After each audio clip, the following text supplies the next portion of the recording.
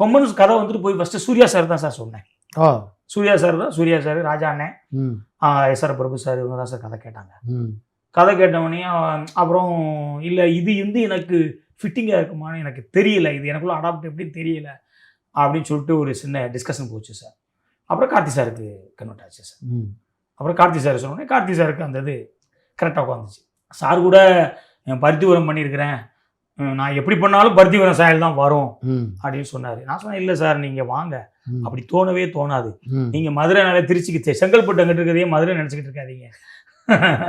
இது வேற சார், இந்த ஊர் ராமநாதபுரம், அதோடைய அங்கே இருக்கிற மனிதர்கள், அங்கே இருக்கிற நடைமுறை, சின்ன சின்ன வேர்டெல்லாம் மாறும். அது அங்கே இருக்க பாடி லாங்குவேஜே வேற சார் அப்படின்னு சொல்லி நான் எவ்வளவோ சொன்னேன்.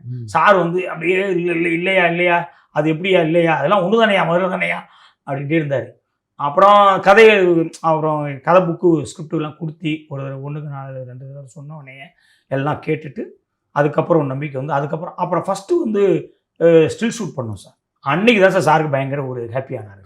ஏன்னா இது பருத்தி வீரன்னா ஃபஸ்ட்டு வந்து லுக்கு மாற்றுச்சு அப்படின்னு சொல்லிட்டு அந்த கெடாமிஸை வச்சு ட்ரெஸ்ஸை போட்டு பார்க்கும்போது வீட்டுக்கு போய் அவங்க சார் போய் பொண்ணை குத்துக்குறாரு, பொண்ணு வரலையா. உடனே போயிட்டு போனால் எல்லாரும் லுக்கை பார்த்துட்டு இதாயிட்டாங்க. அதுக்கப்புறம் நான் வீட்டுக்கு போனதுக்கப்புறம் சார் சொன்னாங்க, ஐயா அப்படி வந்தேன், வீட்டுக்கு வந்தேன், பாப்பா வந்து வரமாட்டேன்ட்டுச்சு, அடலமே தெரியலையா, லுக்கு எல்லாம் சூப்பராக இருக்குனுங்க